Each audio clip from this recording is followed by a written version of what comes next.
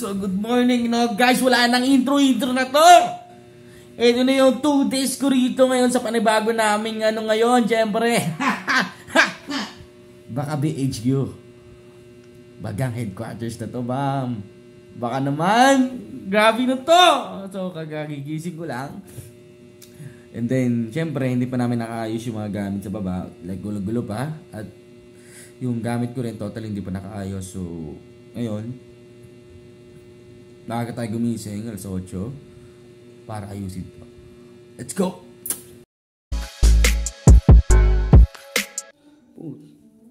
So yun, what's up sa inyo? Nandito na ako sa baba. At dami kong gagawin. Ang dami namin gagawin ngayon. Makikita nyo guys, hindi pa totally ayos yung mga gamit namin. At syempre, ano pa ba hinihintay? Baka BHQ to. Ito na yung simula ulit ng ating mga tatahakin sa buhay ngayon. Andun yung mga kwarto namin sa taas, hindi ko na pinakita dahil soon, syempre, kanya-kanyang ano pa namin gagawin. So ngayon, kailangan ko munang ayusin at kilusin yung mga gamit na to. So let's go!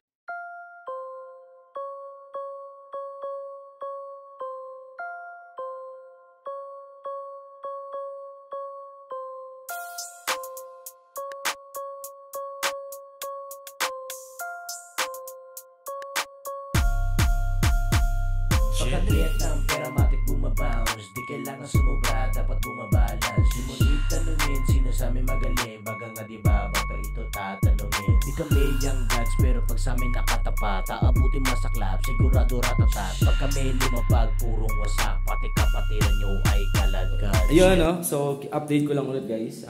Nalinis ko naman na lahat. Ay, di na pala lahat. So, okay na rito sa bandang kusina. Kung makikita nyo, everything's good. Pati yung mga stock namin food.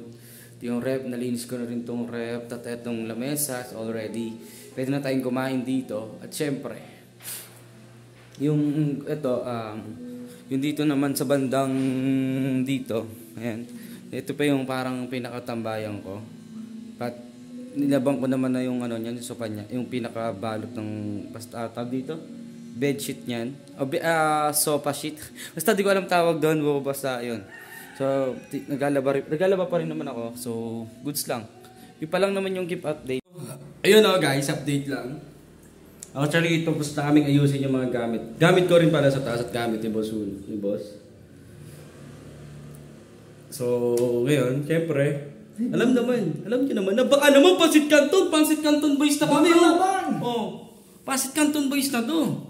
So, ubusin lang namin to, syempre. Ilang naman yung update. Everything's clear naman na. Konting ano na lang guys. Konting ayos na lang. Kumbaga ang BGHQ. Tama ba ako? BGHQ, here we come. Abangan nyo yun, abangan nyo. So, syempre, unahin namin yung upload dun sa may bagang sa YouTube No? So, yun lang. Update lang ako. Babash! So, yun guys. What up sa inyo, Day 3 na namin dito sa BGHQ. So, syempre, di pa namin, ako nakakapag-video ng solid kami dahil kulang pa kami. But, syempre, ito update ko lang din naman sa nangyayari. So, alos okay naman na yung taas.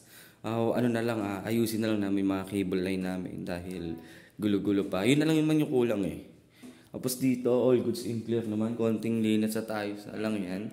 So, nakabili na rin kami ng kalan. Muli kami ng gas stove. So, ngayon, meron yata nakita sila tita na pwedeng bilhin yung pinakatangke.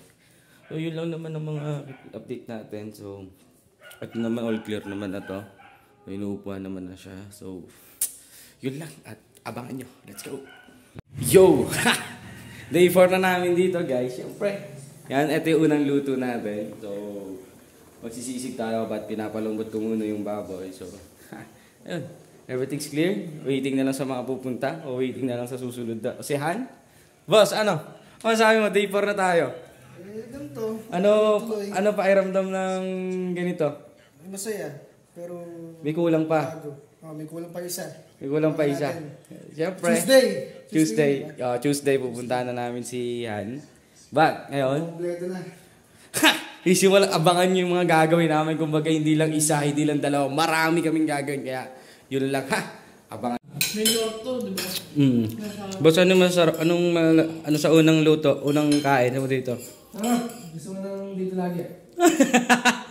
parang di totoo yun ah. So, nabitin na naman kayo. Siyempre, abangan nyo yung part 3. Kung paano namin na-prank si Bula. Diba? So, pero ito muna yung update namin sa inyo para alam nyo yung nangyayari dito sa aming BGHQ. So, Bagang Headquarters. So, sa mga nandiyan, huwag nyong kalimutan mag-like, comment, and subscribe. Let's go!